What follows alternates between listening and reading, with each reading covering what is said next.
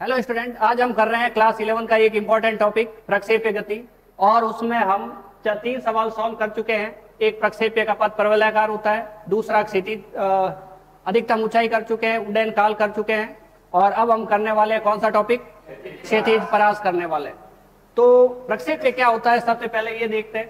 प्रक्षेप्य जो है, किसी भी वस्तु को ले और theta is not equal to 90 degree, यानी कि सीधा ऊर्ध्वाधर ऊपर की ओर नहीं फेंकना है, इधर वाई एक्स की साइड, बाकी किसी दिशा में फेंको। तो हमारे पास वस्तु जिस पथ पर, जिस रास्ते पर गति करती है, उसको हम क्या कहते हैं? उड्डयन। जो पथ बनेगा, जो रास्ता होगा, वो क्या क्या कहलाएगा? परवलयाकार पथ कहलाएगा। उस वस्तु को हम क्या कहेंगे? प्रक्षेप्य कहेंगे। ठीक है। और जितना समय वो लेती है हवा में रहने का, उसको हम उड्डयन काल कहते हैं। और एक्स अक्ष पे जितनी अधिकतम दूरी तय करती है, उसको हम क्षैतिज परास। तो आज का सवाल है हमारे पास क्षैतिज परास भार का सूत्र ज्ञात करना। इससे पहले हमने ये प्रक्षेप्य गति की है, तो उसमें हमने गति का दूसरा समीकरण काम में लिया है एक्स अक्ष के लिए एक बार, ठीक है ये। और सेकंड काम में लिया है यही समीकरण किसके लिए? वाई अक्ष के लिए।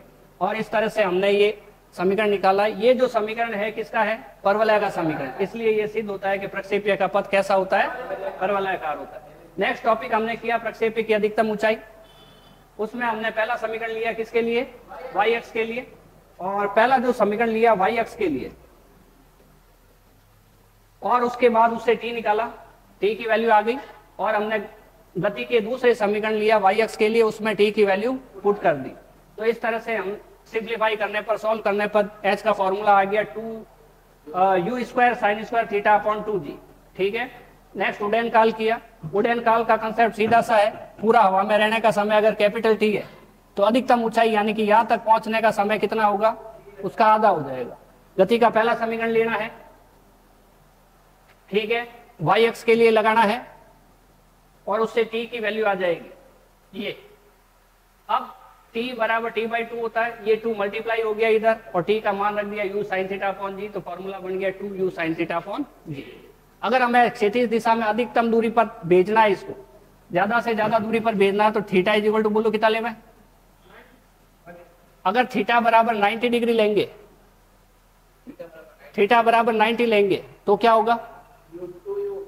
2u अपॉन जी हो जाएगा। साइन थीटा तो 1 हो गया, तो ये 2u अपॉन जी रह जाएगा। मतलब थीटा बराबर 90 डिग्री लेने पर वो काफी देर तक ऊपर आएगा।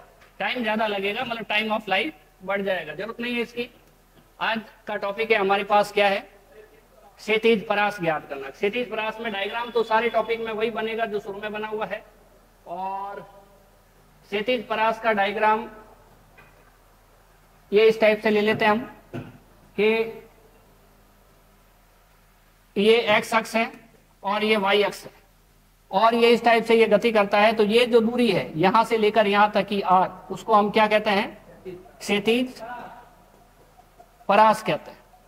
क्षैतिज परास को हम आर से प्रदर्शित करते हैं। और अगर हम एक साधारण सा सूत्र देखें, सिंपल सा सूत्र देखें, तो क्या है? दूरी बराबर चाल इंटू समय।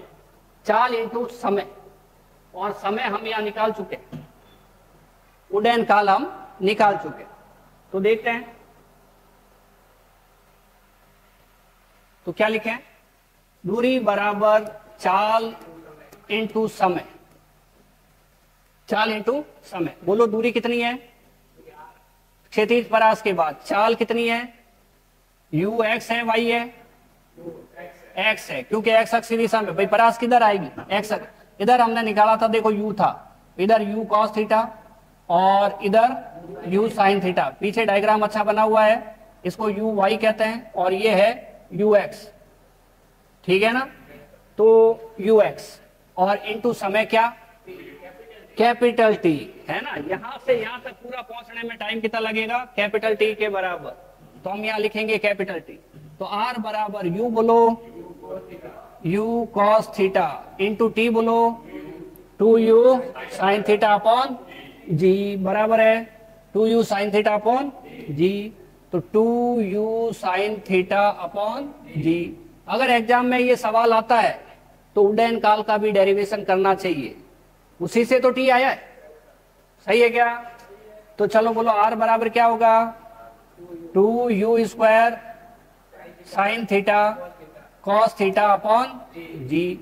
क्या हम इसको ऐसे लिख सकते हैं, r बराबर यू स्क्वायर, ये देखो यू स्क्वायर आ गया, अब क्या बचा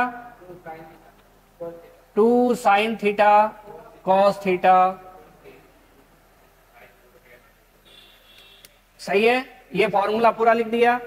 अब ध्यान दें, एक फॉर्मूला होता है यहाँ पे यू स्क्वायर, क्या फॉर्मूला होता है 2 साइन थीटा कॉस थीटा बराबर साइन 2 थीटा। ये फॉर्मूला छोटा सा याद रखना है।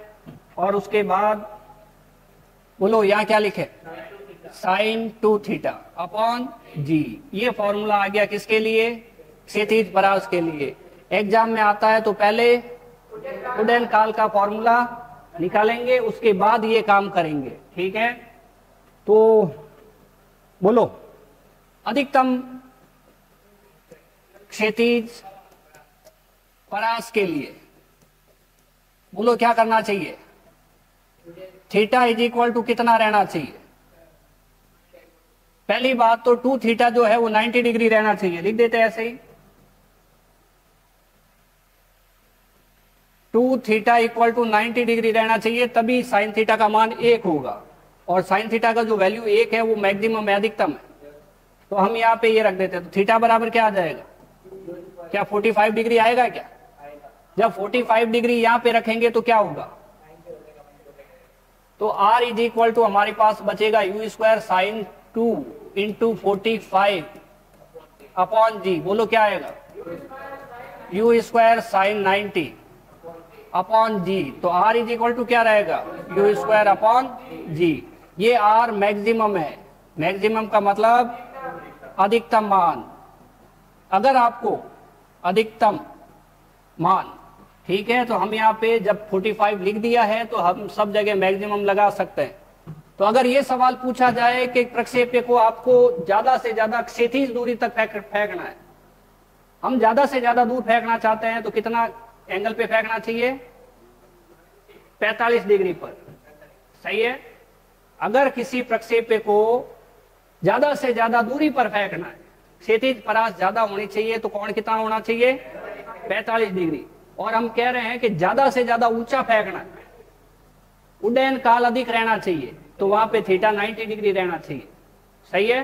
तो इस तरह से हमने क्लास 11th के प्रक्षेप्य गति से संबंधित चारों टॉपिक कंप्लीट किए। ओके।